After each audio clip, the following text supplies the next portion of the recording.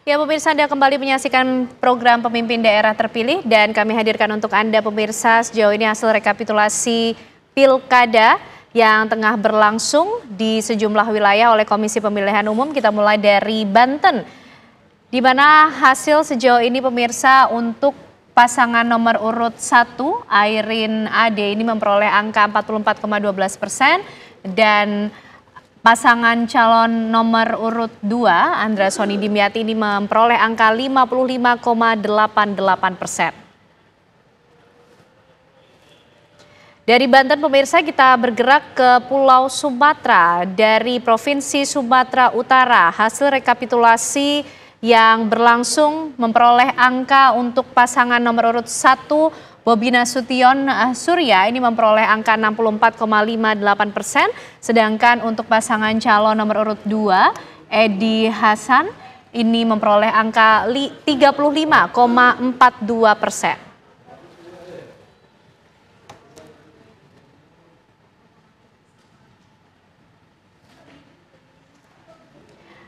Berikutnya tentu yang tengah menjadi pembahasan kita bersama malam hari ini pemirsa dari Pilkada Jakarta. Hasil yang diperoleh sejauh ini dari KPU, Komisi Pemilihan Umum di tahun 2024 untuk pasangan calon nomor urut 1, Ridwan Kamil Suswono memperoleh angka 39,40%. Kemudian pasangan calon nomor urut 2, Dharma Pongrekun Kunwardana memperoleh 10,53%. Dan pasangan calon nomor urut 3, Pramono Anung Rano Karno ini memperoleh angka 50,07%.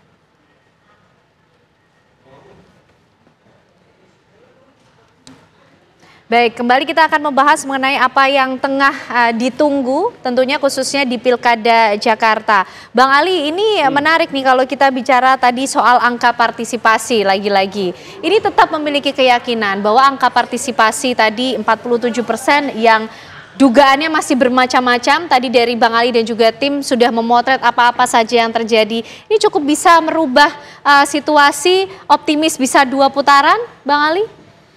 Iya, kalau kita melihat penyebarannya masif se-Jakarta, kami sangat optimis. Lagi-lagi yang saya katakan tadi, kalau terdistribusi dengan baik, semua masyarakat menerima C6, maka angka hari ini pasti berubah. Oke, itu yang menjadi keyakinan utama sampai saat ini. Iya. Dan masih terus dibuktikan. Dan masih proses pengumpulan data-data tersebut masih terus berlangsung sampai sekarang? Oh iya, terus sampai pendaftaran ke Mahkamah Konstitusi. Akan kita kumpulkan semua, termasuk yang saya bilang tadi, semua laporan-laporan kita ke Bawaslu juga lagi kita kumpulin semua. Daerah mana saja sih Bang Ali yang kemudian terpotret bahwa angka partisipasinya di situ kemudian rendah karena ada dugaan C6 yang tidak terdistribusi dengan baik sehingga mempengaruhi angka partisipasi masyarakat? Kalau sampling kita semua Jakarta, semua wilayah Jakarta, itu kan bisa dicek, kan jumlah DPT setiap TPS berapa, jumlah pemilihnya berapa kan kelihatan semua. Itu kurang lebih sama dengan persentase hari ini. Dari per TPS itu 500 ya nggak salah ya. Itu paling tinggi sekitar 300-an.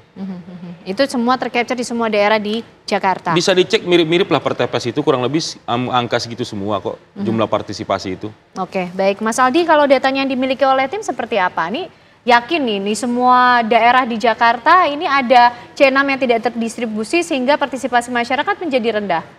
Ya kalau bicara itu kan berarti balik lagi lah. Kita tidak bisa menebak dari sisa C6 yang tidak tersebar itu pemilihnya kemana. Ke Ridho kah, ke Dharmakun atau ke Pramono Rano kan. Kalau kami sih meyakini dengan hasil kerja keras kami dan melihat template hasil fakta hari ini, itu pasti suaranya pasti akan ke kami. Justru akan semakin membesarkan jarak karena terlihat dari mana balik seperti datanya Bang Pangi tadi bahwa sudah terbukti bahwa motor kami ini memenangkan pertarungan di seluruh kecamatan, hanya 2 kecamatan yang kalah dan angkanya pun juga cukup jauh, cukup signifikan. Bahkan kayak di beberapa TPS pun secara detail saya memperhatikan ketika perhitungan, Dharmakun aja bisa menyaingi seorang Ridwan Kamil Suswono dari perhitungan angkanya ya, seorang independensi. Tapi kami jauh di atas dari paslon 1 dan paslon 2. Dan itulah akhirnya membuat data di setiap kecamatan, pasangan Pramono itu menang cukup jauh, cukup signifikan. Dan hanya kalah di 2 kecamatan. Jadi ketika ini kan kita bicara andai-andai walaupun udahlah, maksudnya ini udah sangat dipastikan tidak mungkin ada PSU karena rekomendasinya pun sudah tidak keluar hingga hari ini. Udah keluar kan dari MK tidak ada rekomendasi untuk PSU sehingga hari ini ke KPUD. Nah, apa namanya?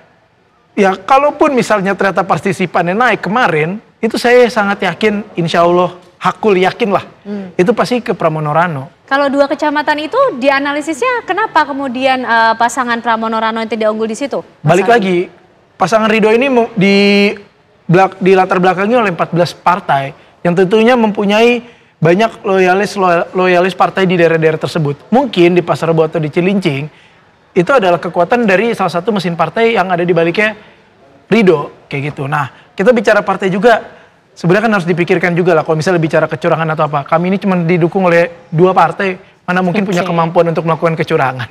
Kan sebenarnya di situ.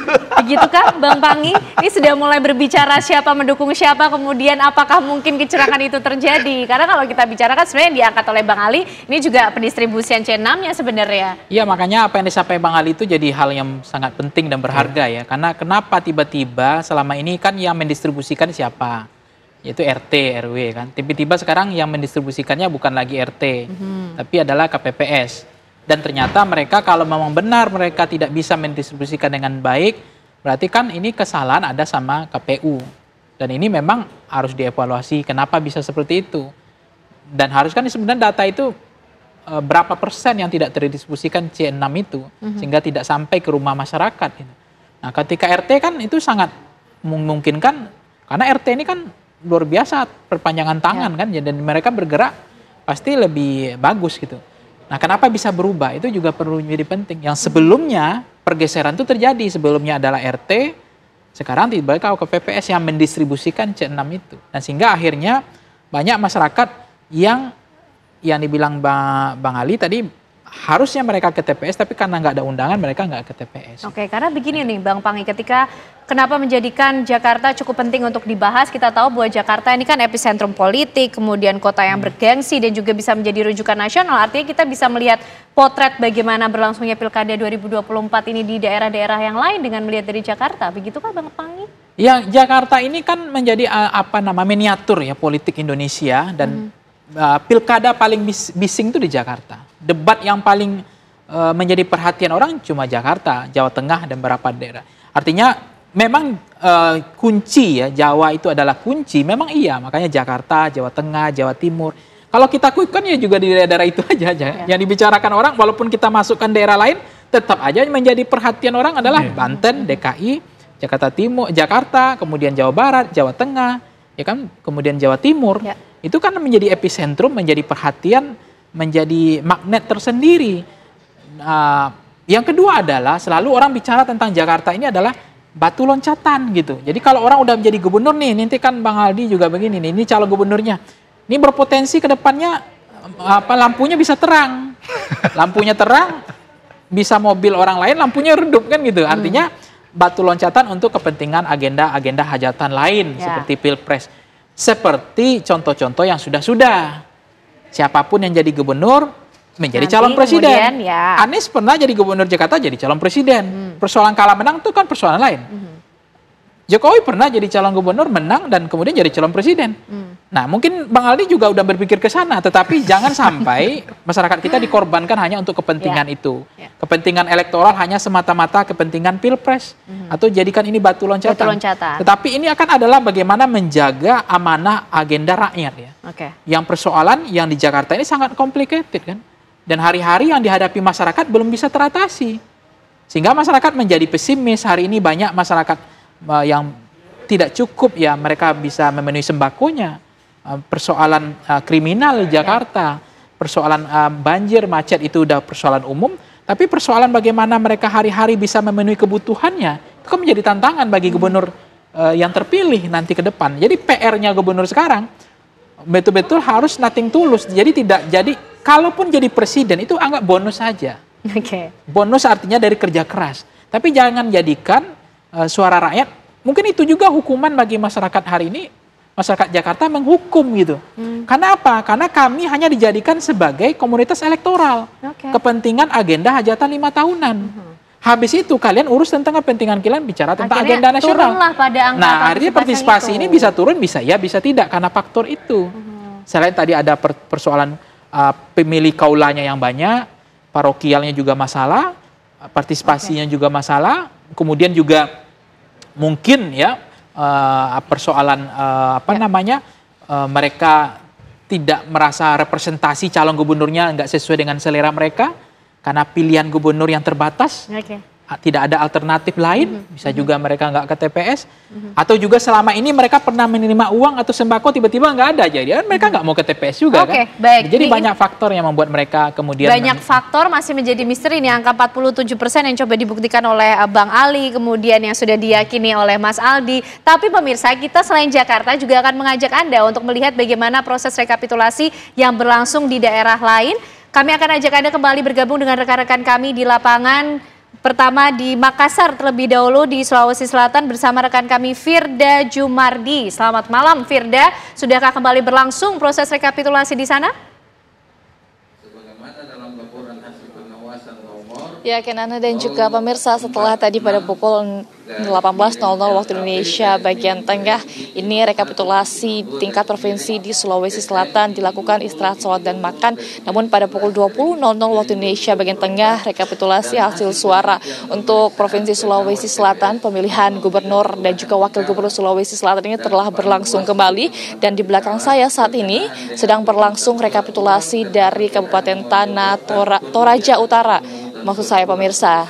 Dan untuk sempat tadi saya mengajak pemirsa untuk berbincang-bincang dengan Bawaslu Sulsel mengetahui bagaimana dinamika terjadinya rekapitulasi dari tanggal 6 Desember kemarin hingga hari ini pada tanggal 7 Desember. Dan sekarang saya akan mengajak Anda untuk berbincang dengan Ketua KPU Sulawesi Selatan yaitu Bapak Hasbullah. Bagaimana perkembangan rekapitulasi suara tingkat provinsi hari ini. Selamat malam Pak Hasbullah. Pak Hasbullah, untuk rekapitulasi malam ini perkembangannya sudah sampai mana Pak? Malam ini dengan Kabupaten Toraja Utara yang lagi pemaparan, ini kabupaten yang ke-14.